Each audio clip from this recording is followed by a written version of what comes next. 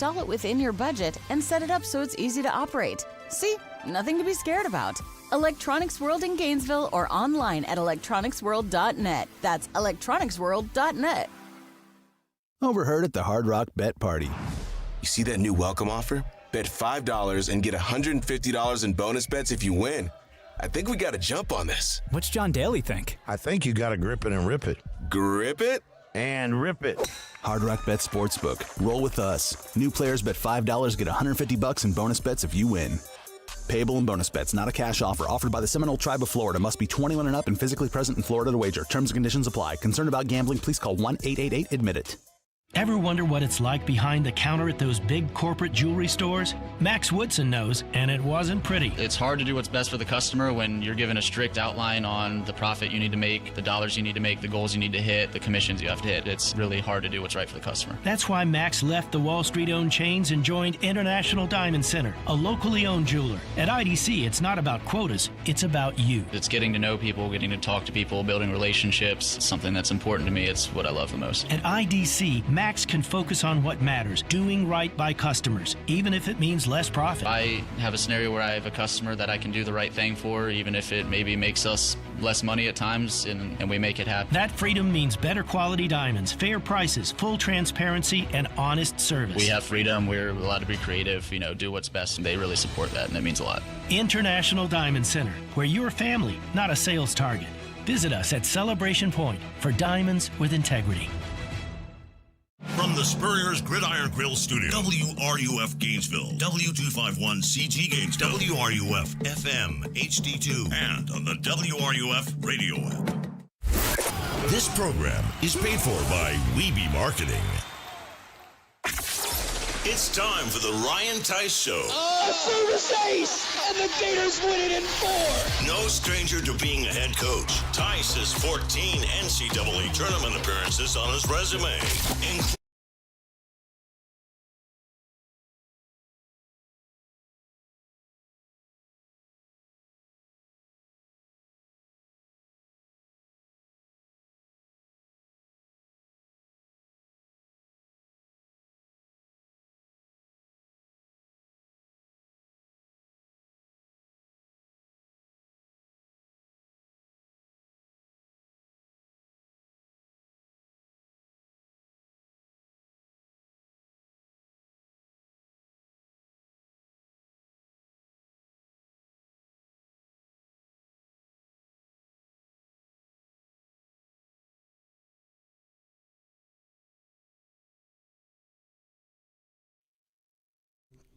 Good evening and welcome to the show on this Tuesday night. Welcome in. The end of October is drawing near, and the Gator Volleyball team split a pair of matches this past weekend on the road at Tennessee, on the road at Kentucky on Sunday. The Tennessee match was on Wednesday night. Ryan Theis alongside for the next hour. If you'd like to be part of the show, we invite you to join us on the Meldon Law Fan phone line at 352-392-8255. Again, that number, 352-392-8255. You can also email the show, the Ryan Theis Show at gmail.com, as well as submit your questions via our YouTube feed. We are live on YouTube as well, so we say hello to you watching and listening this evening. The Gators, Wednesday night, traveled to Knoxville, Rocky Top, and seems to be par for the course. Ryan, another 5-set match, another exciting match. The Gators win it in the fifth, 15-13. What were your biggest takeaways from that match up at Knoxville? Just the ability to play sustained, high-level, low-error volleyball. So we live in a world where if we can error under 8 times a set, we're pretty successful. And I think we averaged 7.3 over the 5 games at Tennessee, which is probably our lowest on the year. And it took that to get, a win against, number 16 in the country on the road. Mm-hmm. You improved to 3-2 in 5-set matches with the win. It was your 3rd straight conference win as you hit 276, and you handed Tennessee its first home loss on the season. So that's a pretty big accomplishment. Yeah, and I think it might have been 9 or 18 or something like that straight home wins for Tennessee. So proud of our group to go in there and do that, and we needed it. So I think that made 3 straight, got us going. You seem to be finding a blocking rhythm. You outblocked Tennessee in the match as well, 9-5. Yeah, I said early, I think we can pass. I think we have the ability to serve well. I don't know if we'll always do it, but I thought we could pass and we could block at a really high level. And we've been out blocking, or at least even with, 9 out of 10 opponents. Mm-hmm. One of the words that you've harped on when we've gotten together in this forum or before matches is consistency. You want consistency. And Jordan Bird had 23 kills in the match up at Rocky Top, and that's one of the things you've been preaching to her. Be consistent when the shot is not there. Use an alternate shot, go back and play defense. I thought she had a terrific match. She did. And I again, I'd have to go back, but I think of that 23, I think it was after a slow start, so at some point she really turned it on.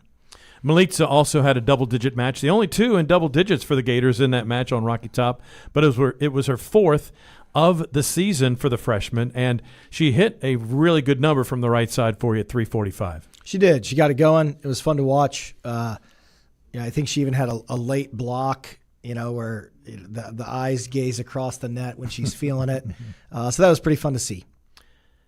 Your middles contribute 9 and 8 apiece in Auguste and Roth, and I think defense was a key for both matches over the weekend. You split the weekend with Tennessee and Kentucky. But Lily Hayes continues to really shine in that libero position as a freshman, had 15 digs, and you had 3 with 11 digs each, including the birthday girl, Ella Vogel. Yeah, we do an award to celebrate, gritty play after 20. Mm-hmm. We call it a bad A after 20. So it's a BAT award. And we actually, Jordan and Ella split the award because Ella had a sweet pancake that led to a Jordan kill late, and it was her birthday. And I think she had a serve run at the beginning of the 5th set that helped us get that one as well. So gritty performance by Ella for sure. It seems in terms of running this offense, it seems that Alexis Stuckey's really coming into a groove now.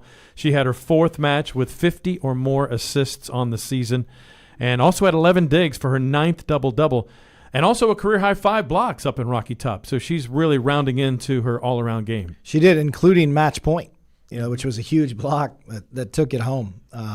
Great to see the assist number. She can keep padding them, because we keep playing 4 and 5, right? So we hope for 50, 60, 70 a night. It'd be nice to get a 3-0 in there and not have so many, but great for her. Last thought on the Florida at Tennessee match on Wednesday night that the Gators won in 5. Kira Hudson, she's the target of every team, it seems like, in the scouting report when they're serving. And she received 42 of Tennessee's 92 playable serves, only missed 1. Yeah. She has been steady all year. Absolutely. And, when we're playing our libero with 2 DS lineup, of course, the 6'3" outside hitter playing some back row, some front row is going to see a lot of balls, and she handled it extremely well. In a road environment against a really good team. So kudos to her for that match for sure. Split week. You had a Wednesday midweek match. You had Friday open. Then you traveled to Lexington to take on the Wildcats in the renovated now a couple years Memorial Coliseum. Great venue now for volleyball, and you get to the 5th set, and it was a tough 5th set. But take us through. I think you called a timeout early in set number 2. You were down 4-0, and then you come back and take set 2, which has always been. We've looked at the numbers. Set 2 has been a hurdle for the Gators, it seems like, in this season. But you come back and take set 2, take set 3, and put us in the position. What was the message to the team when you had a slow start in set 2? Well, we errored ourselves out of set 1. Mm-hmm. I want to say 10 hitting errors, maybe 10 kills in the first set. And a couple of those swings were really good swings. I remember it was maybe it was the media timeout at 15-13 or something, and Millie hit a bomb down the line that missed by 6 inches, and then we're down, 5 or 6. And then Alec Roth rips a 1 ball, again, a perfect pass again, rips it 6 inches wide cross court, and now we're down, 7, right? And so the errors just compounded and just, okay, so we get to set 2, and I think we made 2 more. And it was just a quick timeout to say, hey, again, these are 5-6 swings that if we, 6 inches away from us having a lead, versus losing. So those will come around. Just let's be mindful of what they're doing. Let's know what we're doing and try and settle in here and play a little bit better. And that's what happened. We won back-to-back set twos. I know that was that anomaly of set 2 losses Right. that had gone on even in matches we had won. But just, again, really good effort and turnaround. And then, I learned a little bit in our quick timeout in the 5th at Tennessee, which was take a timeout early instead of late, instead of waiting it out. And I think that helped us in the 5th at Tennessee. I think it helped us in the 2nd at Kentucky, but it did not help in the 5th at Kentucky. I tried an early one again, and we could not turn that one around. Watching the match from afar on television, it was a defensive battle. 16 blocks for Kentucky, 14 for Florida, and a season and career high 23 digs for Lily Hayes. The 15th double-digit dig match, including the last 10 in a row. Talk about someone who is really settling into her role on this team. I thought defensively, it was a defensive-oriented match, I thought, for the most part. Yeah, I think we held them to 201, which was their lowest in all of SEC play. So good defensive effort there. And, I was saving some of my Lily stats here. So we got Abby W., our media relations, has pumped me with some good information for our players of the week. So I was saving that. But, yes, Lily played great, awesome career high against a really good team. This week, you have a home-away split. You get Oklahoma, who just came off a tough 4-set match in Austin, Texas. What's the initial thought on them? We'll get to them a little bit later on, but they've got some really good pin hitters. They do, and they run it fast as Auburn. So from what I have seen so far, Oklahoma and Auburn probably run it the fastest in the league. Really physical. They try and triple block everything, transition out of that from there. They want to serve aggressive. They'll take service errors to try and get rips. So they play a little bit of a men's style, to be honest. If you watch a lot of men's volleyball, not afraid to miss serves. 2 or 3 players, depending on their lineup, will jump spin. They run it quick to the pins. They'll throw it around, and really efficient middle attackers. So hands full for sure. You mentioned some aspects of the men's game. Does that come from the top, from their coach who used to be in men's program? Yeah, I think so. The Mansfield brothers, his brother's the coach at Kansas State. I know him better. Okay. So I'm learning and meeting some of these SEC coaches. He was on the West Coast for a long time, so I don't spend a lot of time over there in my career. You're in Milwaukee. Yeah, Midwest for life, except my 2 years down here in 06, 07. So, I think that absolutely stems from that and the style they want to play. And we brought it 3-4 years ago when I brought Ryan Walthall, our assistant Walt, from Penn State, and so we do tight secondary sets. There's some similarities with that. Speed of offense right now, they're running a little bit faster than we are for sure. And we'll get deeper into the Oklahoma Sooners as we get closer, because that is tomorrow night, just after 7 o'clock, probably a 7:02 first serve. The Sooners 12-6 in league play, riding now a 3-match losing streak after the tough one in Austin at Gregory Gymnasium on Sunday evening in prime time. Let's get to our weekly accolades. The first one, Ryan, is the Hitter of the Week. Hitter of the Week is brought to you by Titan MRI and Imaging. They have same-day scheduling available and easy self-pay. Now with 2 locations in Gainesville and 1 in Lake City. Start feeling better today. That's TitanMRI.com. It's your choice. Now, do we have Hitter of the Week and Offensive Player of the Week? Are those the 2? So we're going Hitter of the Week first. Okay, I'll go Hitter of the Week. I'll give it to Alec, her Kentucky performance.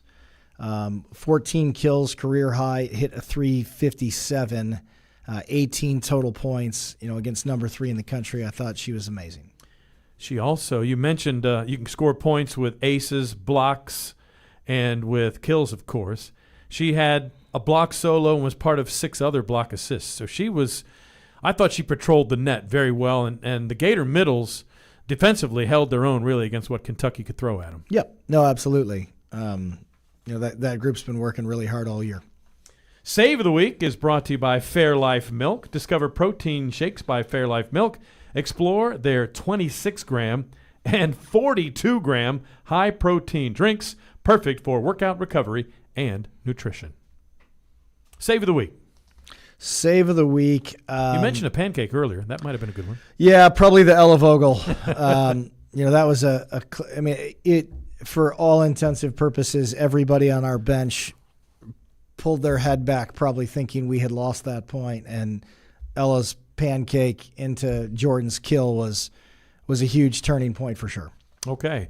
Our final accolade of this segment before we take our first time out on the show tonight is the Offensive Player of the Week. It's brought to you by Campus USA Credit Union. Offensive Player, again, brought to you by Campus USA Credit Union. Put some star power to work in your financial life with Campus USA Credit Union. Yeah, I talk a lot about just how hard it is to score a point at this level. And Jordan Bird scored 4.5%, over 4 kills per game over the weekend. So I think that's a solid pick for Offensive Player of the Week.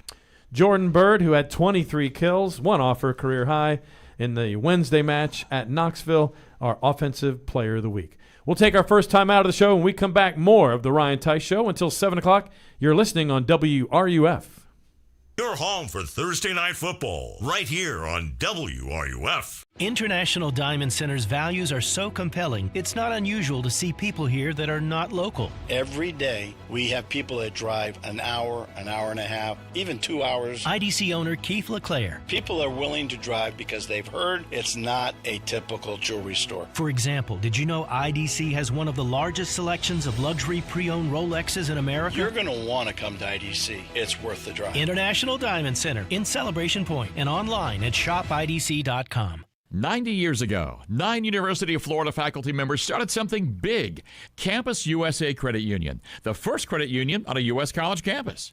Today, Campus USA is 160,000 members strong, proudly serving the community with auto loans, business loans, mortgages, and more. Whether you're just starting out or building your future, Campus is here to help you every step of the way. Stop by any campus location or join the team at campuscu.com. Campus USA Credit Union, celebrating 90 years of better banking. Hey, have you ever talked to Ruse Agra over at State Farm? Oh yeah, Ruse is awesome. Helped me get a ton of coverage for way less than I expected, and he serves all of North Florida. Super friendly too, actually takes time to explain everything. Really? I thought State Farm would be pricey. No, surprisingly great rates. You get that neighborly service you don't find everywhere. Like a good neighbor, State Farm is there. I might give Ruse at State Farm a call. You should. Call 352-240-1779 for a free quote. You'll be glad you did. Individual premiums will vary by customer. All applicants subject to State Farm underwriting requirements. Looking for a roof you can trust to weather any storm? Atlantic Roofing has been covering North Central Florida for over 20 years. We're a third-generation, locally owned roofing company. From Alachua to Marion, Bradford, Levy, Gilchrist, Columbia, and beyond, we've got your home, your business, and your back. Visit AtlanticRoofing.com or call today for your free estimate. Atlantic Roofing, where quality rises above. After you work out, you can feel worn out. Reach for Core Power and rise to a whole new level of recovery. Protein to build muscle. Electrolytes to help hydrate. The nutrition you need to power on. Champion your recovery with Core Power.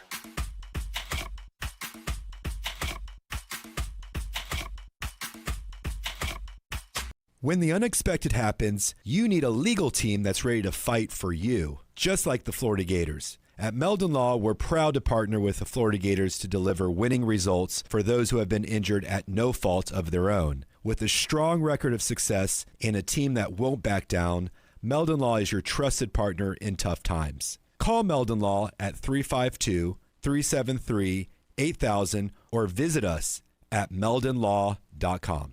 It's the Ryan Theis Show, right here on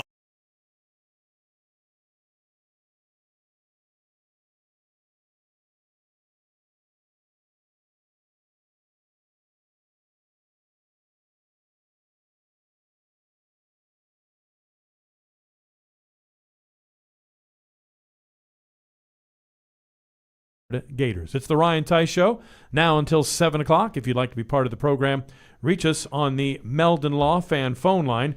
Meldon Law, the official accident law firm partner of the Florida Gators. Meldon Law, we won't back down. That number to call, 352-392-8255. If you're a bit bashful and you just want to send a question or comment for Ryan, you can do that. The Ryan Theis Show at gmail.com is the email address. Or you can reach us via YouTube, and we are live on YouTube, and we have access to your comments in the live chat. So if you'd like to be part of it that way, you can do that as well. Does Gainesville have bashful fans? I don't know. Maybe shy. Okay. They don't want to, hey, I'm on the radio. I don't know if I can do this. It's my first time calling, but a long-time listener. I don't think so. The Gator Attack Club, of course, usually floods our phone lines with calls because they are so inquisitive and they have a high volleyball IQ. They really enjoy hearing from the head coach. Again, this week, the Gators will host Oklahoma tomorrow night, so make your plans to be out in the Stephen C. O'Connell Center. First serve just after 7 o'clock as the Sooners come in with a record of 12-6, 4-4 in league play, currently on a 3-match losing streak. And let's dive into them a bit further here now. Penn-dominated offense where you have Alexis Shelton, Amani Bush, the transfer from Washington, and Camille Gibson, who can bring it from the pins. Yeah, and firepower out of the middle, including Burgess, who fourth in the nation, I think you said, in hitting efficiency. So 458. Yeah, they can score it from multiple positions. You hope to serve really well against these guys and get some attackers on the ground or just out of it based on your serve. I think Texas got them for, at one point it was 7 aces, but Texas is a really good serving team. A&M, similar, got after it from the service line, and that's without question the key to beat them is can you serve a great match because they've got all kinds of firepower. The back half of the week, you travel to Fayetteville to play on Sunday, a 1 p.m. first serve. The Razorbacks, if you had to pinpoint maybe the most disappointing team so far, at least from where I sit, when they came in, expectations were higher. They're riding a 7-match losing streak after they won their first SEC match against Ole Miss. They've lost 7 in a row. This is a team, though, that still is very dangerous. Their last 2 weekend matches, they were swept against Texas and Texas A&M. That's a tough Texas two-step to go through. But they've got a freshman outside who is lighting it up for 3.5 kills per set in Parker Duncan. Yeah, and really, to be honest, I'm not there yet. Right. We went from, at Kentucky, in front of 5,000-6,000 to Wednesday, a massive match against Oklahoma. So I have not spent, other than watching Arkansas, I want to say weekend 4 because of a common opponent or something like that. I haven't seen them. But I usually start that, Wednesday in the break. Once all preparation is done for Oklahoma. Now, if it's a Friday, Sunday weekend, I'll spend a little bit of time on the Sunday opponent on Monday, just so I know what's coming around the corner. And, hey, are there things we need to look at Monday that we're going to need to bring back?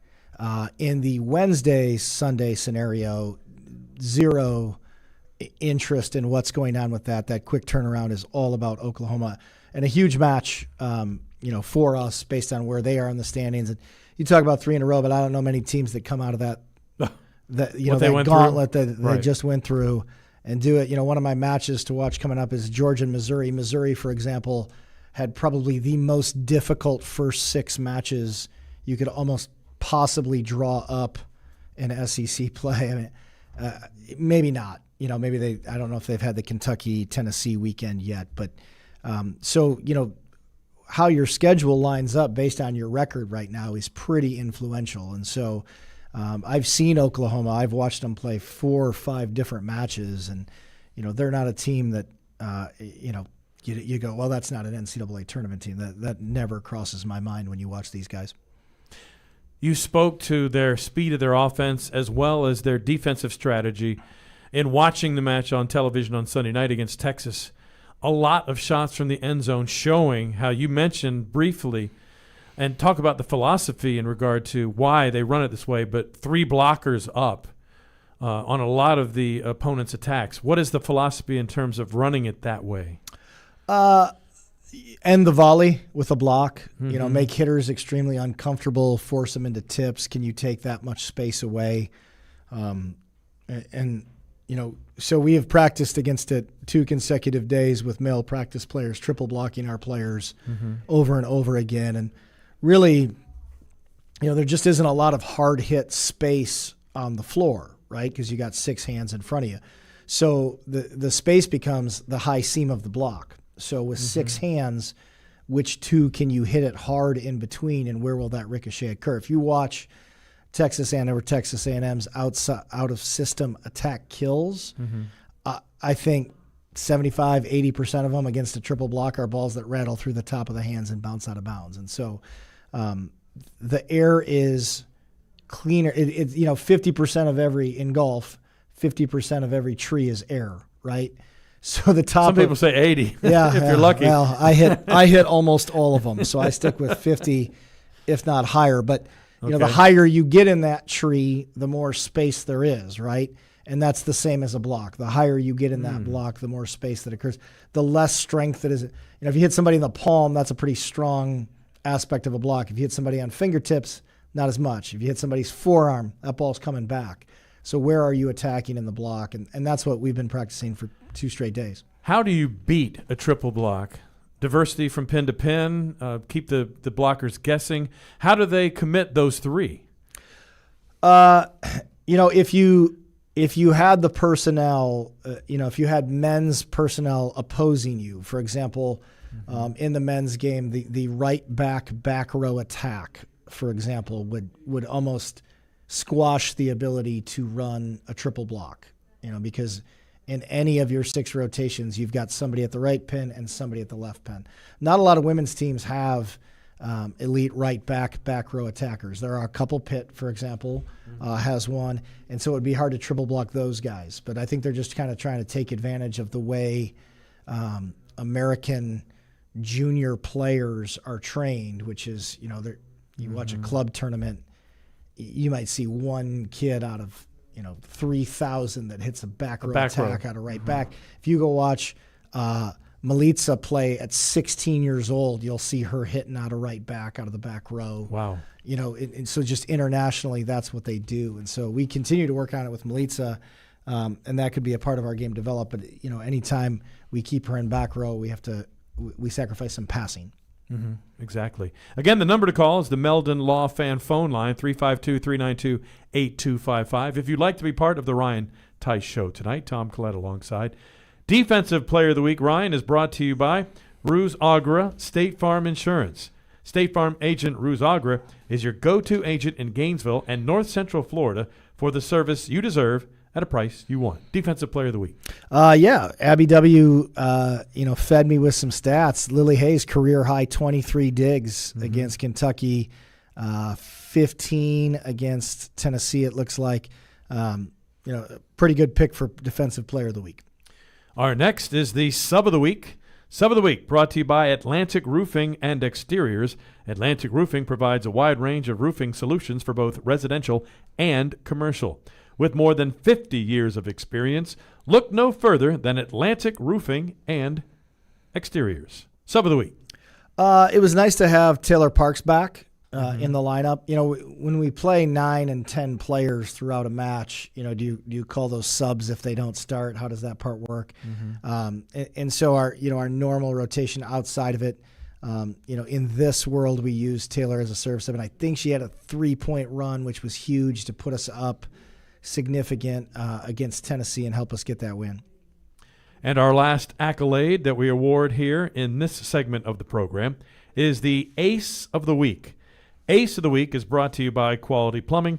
When you need a quality plumber, rely on the same company that Gainesville has trusted for over 40 years. Quality Plumbing, their name says it all. So after we won the second set against Tennessee, which we hadn't won a second set in a decade, Kira Hudson came out and opened up the third with an ace. Right after that momentumous, hey, we just got the second set, let's come out and set a tone. So she, I think, 1-0. And then I think there was side out, another point, and Jayla got an ace. So, back to back. We can split that award if you like, but without question, the beginning of set 3 against Tennessee.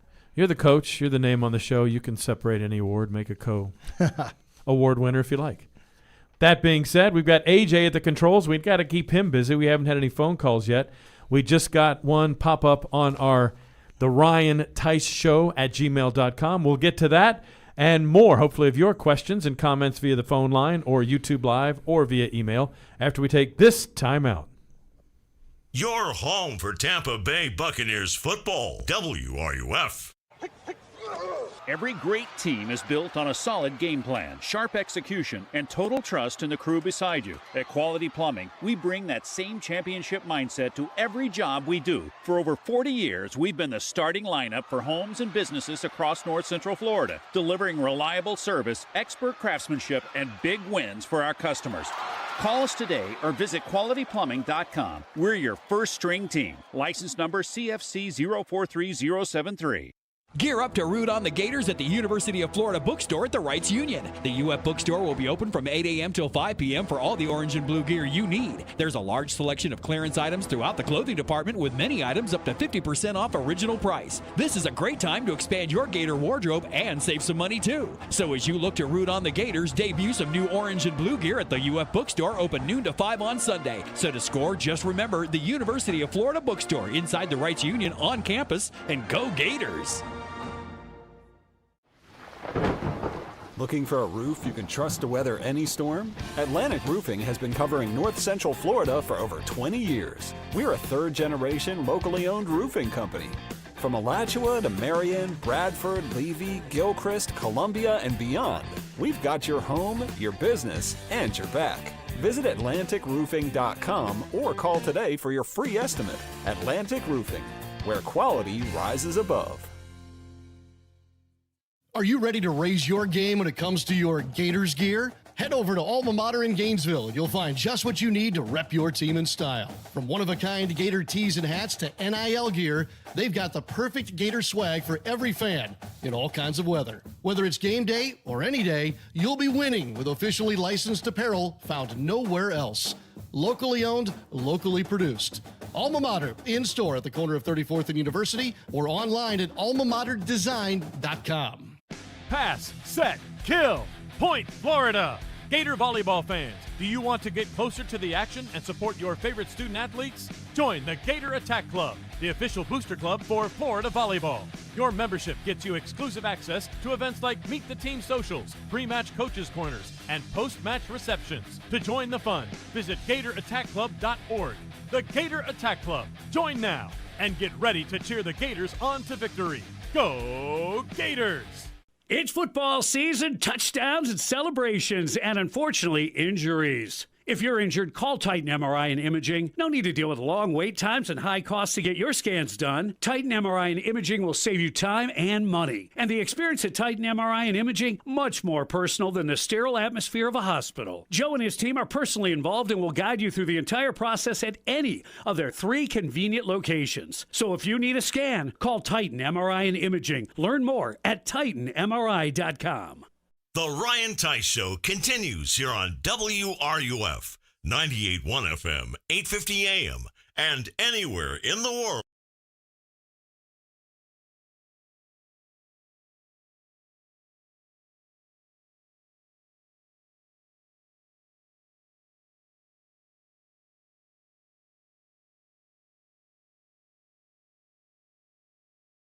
Gators on to victory. Well done, sir. It's the Ryan Theis Show now until 7 o'clock. You could be part of the show by calling us on the Meldon Law fan phone line. Meldon Law, the official accident law firm partner of the Florida Gators.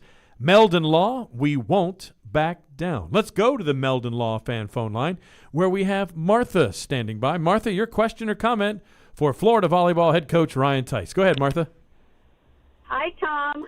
Hi, Hello. Coach. Hello. Well, I want you to know that I have been a volleyball fan in about 40 years because I used to come here even before I moved here. Great. So know that I am a true Gator. So with that said, I want to ask you a question because we have a lot of friends that come from either Ocala, some call from as far as Winter Park, Orlando area, when they know that they can, go to two matches, which is a Friday or a Sunday or a Wednesday, or you know what I mean. Yep. and they'll come and they'll stay with me. The problem here is that when we get there an hour early, when you first open the doors for us, the music in there has gotten ridiculously uncomfortable, and I have seen parents leave with their younger children, like 10, 11 years old, because the loudness is it's hurtful. And in the area where we sit, the people in that area said that they do not like the music because that music, especially the first hour, does not change. It's not music. It's just a constant, yada, yada, yada, yay, yay, yay, and it's not music. And there is a variety of music. There's Taylor Swift music. There's Earth, Wind, and Fire. You name it. Billy Joel. And that could be played the first hour before, the actual match begins. But it doesn't happen. And the loudness has gone bad. So is there anything that we will pass that along to the marketing promotions folks there, Martha. We will do that. Martha, my father-in-law, who is a huge music buff, is actually we were talking about Lou. Yeah, just so into it, has brought up crowd versus the type of music playing, and so that's something that can be looked into. Absolutely. We appreciate it, Martha. If you'd like to join the program as Martha just did, again, it's the Meldon Law fan phone line at 352-392-8255. We have a question from the Ryan Theis Show at gmail.com. It comes to us from Gary. Gary says, it's been interesting and fun to watch Milica Vidicic develop for the Gators this season. I'm curious about the scouting process and the recruiting of players from outside the United States. Her inclusion on the Gator roster has also made me aware of other players from Serbia who are now playing for universities across the U.S. Is this a new influx, or what has sparked that, if it is a new? That's actually a great question. A couple of things I would add. The international recruiting process is often significantly later than the American. Mm-hmm. We are on the phone June 15th of a prospects before their junior year, offering scholarships, NIL, revenue sharing, all those pieces are occurring. A lot of international players aren't deciding till winter to spring of their grade 12 or, gap year, if you would call it that, if they want to come over to America. It was very often Eastern European players that would do it. However, now some schools have the ability to pay international players. Revenue sharing, there's some things involving their visas that come into play with that, NIL, where they can make money in the States versus out. So all those things are involved in international recruiting. But now you see Italians coming over, which was extremely rare. And to be honest, it's all because now they can get paid. So international players oftentimes would sign professional deals with their club at the ages of 16 or 17, locking them into that club where they might be on like a JV team, for example, and then become a professional on their A team, whether they're 18, 19, 20 years old. They would sign those contracts, making them ineligible for the NCAA. But now that they know that they can get paid in America, there will be more and more annually. And now those players actually have agents, representatives that will contact us with information and say, hey, can you bring this player over? Things like how much can they make? So you will see more internationals. I don't know if you'll see a tremendous amount more at the University of Florida, but the process is much later, and now there are more coming over. And this program, the Florida program, before your arrival, there was a gap. Go back maybe a decade, and the team would make a trip to Europe every so often. That was allowed by NCAA rules. Then there was a big gap where the team did not. And, of course, you took the team to Europe this past spring into summer. And is that also a precursor of more things to come? You will have those regularly scheduled trips over to Europe when you have the opportunity as per NCAA rules? Yeah, we would love to take the team once every 4 years, and that's what the NCAA allows. There's a recruiting element to it. Can we take a player back home? At Marquette, for example, I was able to go over 3 times. We had a player from Belarus. We got as close as we could to Belarus during wartime, so her family could come and watch. And those are amazing experiences. In fact, if you ask any player when they graduate, what are your top 3 experiences you remember from being a Florida Gator? If they went on a foreign tour, it's almost always in there. The thing is, they're expensive, and for those listening who are Gator Attack Club members or donors, we could always use help to get back to Europe once every 4 years. And I've had Gator Attack Club members and casual Gator fans ask, when are we going back to Hawaii? Yeah, it's funny. Again, between Ohio and Marquette over the last 17 years of my head coaching career, I think I've gone over 4 or 5 times. Right. We went over in, was it 2007 when I was here as an assistant coach? I like to go there once every 4 years. So, for example, if you were to say in 2025 we went to Europe, in 2027 we go to Hawaii, in 2029 we go back to Europe, and so each player gets that experience is something that I like to sell. But landscape's changing.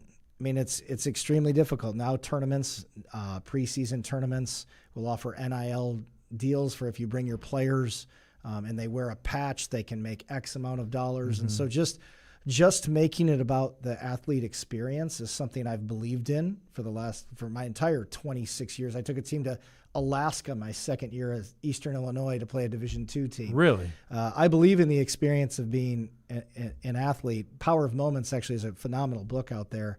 If I can plug that in terms of creating go ahead and plug it. Moments and experiences. Power of Moments is a phenomenal book, and I've lived my Who wrote coaching it? life that way. I knew you Put were you on going the to spot? ask that. I knew you were going to. Next segment, we're going to talk about We're going to have AJ look that the up. author of Power of Moments. Phenomenal book. And I believe in that philosophy. So I'd love to go to both of those places once every 4. The landscape is making those things challenging. Things like SEC, ACC Challenge. Those things are taking a Made week for away. TV. Yeah, SEC Big Ten challenges being talked about in the future. Like all those things take away the head coach's ability to just say, I want to provide these experiences. How have all these conference realignments affected the sport of volleyball? It used to be the Pac-12 back in the day was the league. Then it's the Big Ten. Now the SEC is really making a push with 9 teams in the league making the tournament last year. Yeah, I think you could combine the realignment with the phrase of money. Power 4 now Power 5, Power 5 now Power 4. All of those things are 100% changing, and schools are having to choose with things like salary caps, donors, salary caps. All those things are coming into play with your ability to be successful. It's an entirely different world, and I just hope, we can embrace the change for what it is. There really isn't going back at this point. And we spoke to this, I think, on the first or second show that we had with you here in the studio as we began the season of the Ryan Theis Show. Philosophy and scheduling that you look to. A lot of the fans around here were used to we're going to have 3 teams come in and play Friday, Saturday, maybe Sunday too. And when you do to Hawaii, it seems like there's always a stop on the West Coast, be it Stanford or Santa Barbara or whoever it might be on the West Coast before you make that hop over to Hawaii to play against the Rainbow Wahine. When you look at that, looking into your crystal ball into the future, do you see let's renew that Florida-Stanford kind of thing and then hop over to Hawaii or go to play in Washington or wherever it might be with your coaching relationships that you have, which will be different than the previous coach, Mary? What do you see as maybe a potential that fans can look forward to? Well, we owe a return to Baylor, who came to us this year. Right. That's one. I like the idea of Hawaii. Again, right now we're ping-pong between is the SEC Big Ten Challenge occurring in Wynn. There's a West Coast invite similar to what we just played in Nebraska that's going on opening weekend. Is that something we can attend? And a lot of it, really, again, the entire new element is the conference telling me when and where we play. And I don't know how long that'll hold and how often coaches want to, they don't know my team next year. I don't know my team next year till December, and maybe even May with these new portals. So it'll be interesting for sure. But without a doubt, the relationships used to be, for example, at Marquette and Ohio, we played Kentucky 6 times. Me and Skinner would say, let's do a home and home. Okay. Wisconsin, let's do a home and home. We did home and homes with multiple teams. We had one set up with Florida, which is why we were at Marquette. So those are really fun relationships to have in a 2-year back and forth. And I hope that can still exist with the new construct. And speaking of relationships, before we get to our next break here in the show, how do the TV, the media relationships, of course, ACC, ESPN-based, SEC, ESPN-based with the SEC network and the ACC networks. Big Ten has a lot with Fox going on, and they have their own Big Ten network. How do those intermingled media relationships affect how you put some of these challenges together? So much of it's the conference office. So if two commissioners say, let's do a challenge in volleyball, they would then go to their volleyball administrator, right? And say, make this happen. And then that administrator has to come to 16 SEC coaches. And what's the Big Ten got now? 118 teams? Or is it something like that? 18? I think it's 18. So, hey, you guys all have to play each other, win. Okay. So there's no way to make, 32, 34 coaches happy in that world. And so that's what we're learning. I mean, that's literally trying to happen, as we speak over the course of the last year. You saw the SEC ACC challenge, and I'm told third weekend, midweek, don't schedule, you're at North Carolina. Okay. And then I'm told this time it's, hey, you're either going to play at home against X or in Tampa with Florida State this weekend with these two teams joining, so don't schedule. So you just kind of sit there, and that's totally new because of TV, because of money. One team, if you could pick one team that you'd like to play out of conference, who would that be? Ooh, man. I remember going to Penn State when G.V. Raychek was a freshman. That was kind of a cool trip. Yeah. For the environment purposes, I mean, being from Madison, I like playing Wisconsin, like that home and home. Like Wisconsin is right. scheduled to come back here in 2027. That's a fun one of two high caliber teams in fun environments. We already play that. We already play a really good SEC. Whew. That one, that'd be up there.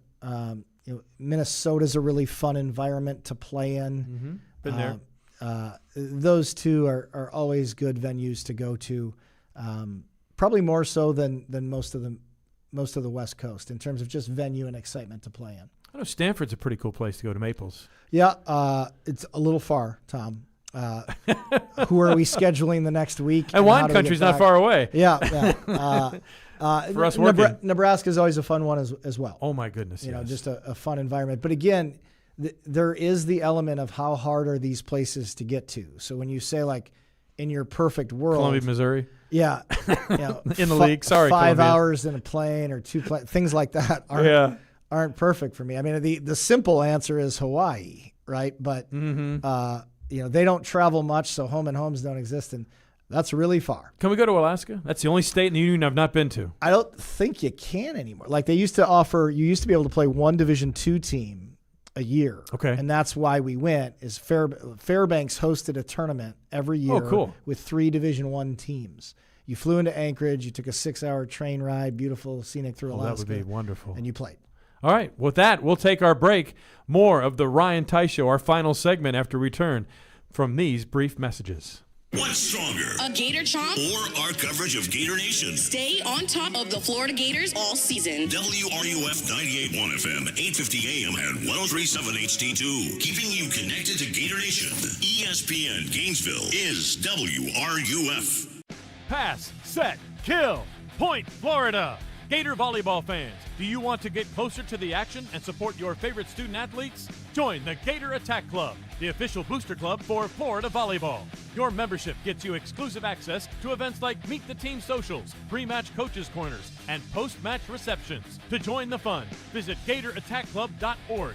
The Gator Attack Club. Join now and get ready to cheer the Gators on to victory. Go Gators! The commitment from IDC to first responders is really extraordinary. Veteran firefighter Johnny Hinton talks about International Diamond Center's ongoing support for our heroes in uniform. IDC has helped us raise just massive amounts of money. Johnny says in addition to corporate gifts to support charity fundraisers, IDC is there every day, helping first responders with an extra 15% discount on any purchase. Again, thank you guys so much. International Diamond Center at Celebration Point.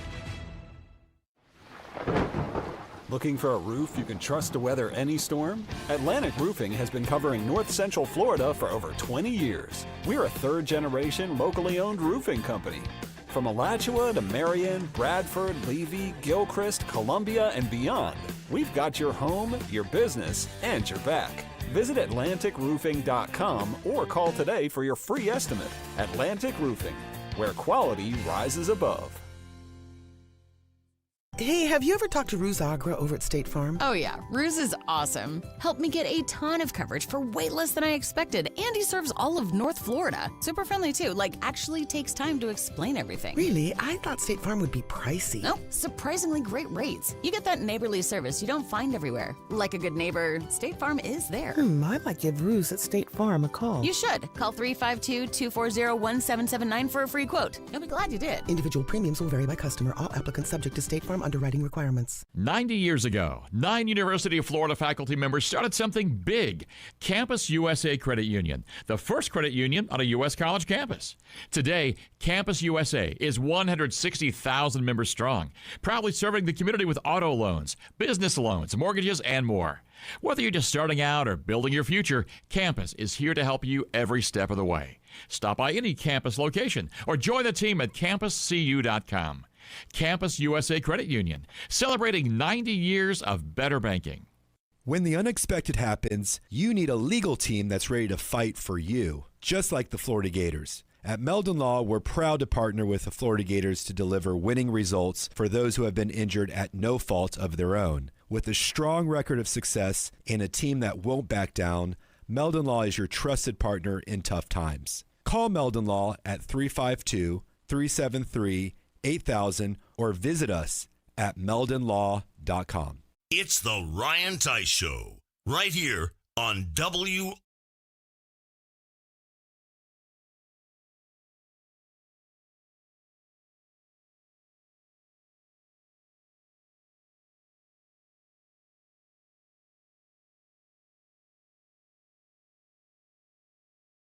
Center at Celebration Point. We are in the studios of WRUF here in the Weimer Hall on the University of Florida campus. And we had someone just message us on YouTube. You can do that as well with questions. But just a comment from Fairley. Thanks, Ryan. I always learn something new about volleyball listening to your show. Thank you, Fairley, for listening. Fairley, a loyal GAC member who we love. She is. She's come and watched a practice before. We think the world of her. Top SEC matches from the past week. Actually, we're looking forward to the ones this week. Let's do that first. Yeah. Of course, the Florida two. I mean, I always say those are the most impactful. Auburn and Oklahoma is going to be a good one, and Georgia, Missouri. I labeled both those because those are really good teams fighting for NCAA tournament spots that some of them had really difficult beginning SEC schedules. Gosh, yes. I don't know if I made the comment just to you or on air, but Missouri had about the toughest first 6 matches you could play, and all of a sudden it's like, why are they losing? It's like, well, they played a ridiculously hard schedule. So those two should be pretty good. Somebody's got to win those. And the top SEC matchups brought to you by Alma Mater, the ultimate Florida Gator store right here in Gainesville, where you'll find everything you need to show off your Gator pride. Alma Mater, 34th and University Avenue, behind PDQ. We take a look at the SEC standings. Texas and Kentucky on the top. Undefeated still in league play. Tennessee just behind Texas A&M. Texas A&M in third place with just 1 loss in conference. Then followed by Tennessee in 4th. Georgia and Florida tied for 5th. As we take a look at matches, actually, let's rephrase that.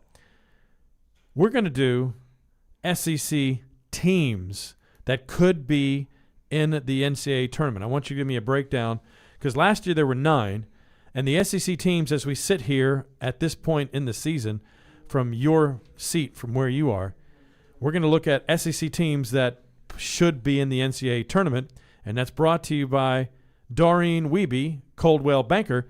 Are you in the market to buy or sell your home? Doreen Wiebe, a realtor with Coldwell Banker M.M. Parrish, will provide you with fast, friendly, and reliable service. Call her today at 352-562-1411. Last year, 9 teams got in. This year, what say you? So as you brought that up, I quickly, there's a NCAA stats.figstats.net. Mhm. Okay, for those who are fans, a lot of who makes the tournament is based on RPI. Mhm. Okay, and right now, 1, 2, 3, 4, 5, 6 teams inside of 50, 7 Auburn at 50, Missouri 52, Mississippi State 53, Oklahoma 59. That gives you about 9 teams right now pretty significantly in the mix that, the last, 4 weeks, 5 weeks of the season is going to make a pretty significant impact. Can they get that top 25 win against, Florida right now, 30, 22, Tennessee? Can they get one of those that's going to propel them just a little bit further, 5, 6, 7 spots up in the RPI? Okay. Our last weekly accolade is the Libero Play of the Week, brought to you by University of Florida Bookstores. We don't sell diplomas, just everything you need to get one. UF Bookstores, your one-stop shop for all things Gators. Okay, in the third set, as we're talking about liberos, again, we talked about Ella's pancake. Emily Cannon's been passing extremely well for 6 matches. In the third set, Lily had a pancake save as well to keep the play alive. Jayla bump set a ball to Jordan, who hit it down the line for a 21-15 kill. So you go Lily pancake to Jayla bump set, Jordan line kill to put you up 21-15. We'll call that a win. I'm guessing Jayla did, some kind of fun celebration to her bump set assist. Oh, I'll never forget the match she had earlier this year with 7 digs, and she celebrated every one of them with gusto to Jayla Gust. Yeah. Up next, tomorrow night, Oklahoma. First serve just after 7 o'clock in Exact Tech Arena at the O'Connell Center. Sooners trying to snap a 3-match losing streak. We've talked about how they can have true offensive diversity from pin to pin, led by those 3 pin hitters in Shelton, Bush, and Gibson. And we also mentioned their middle blocker, who is just tremendous in the middle, who doesn't miss at 458 in Burgess. What is the key for this Florida team to earn a victory tomorrow night on the home court to bounce back from the last time out against Kentucky? What do you have to do? I mean, I'll give you 2 boring answers, but again, one is serve well, aggressively and efficiently. Tons of firepower, so can you get at them from the service line so that firepower cannot produce? And then from our end, it would be, low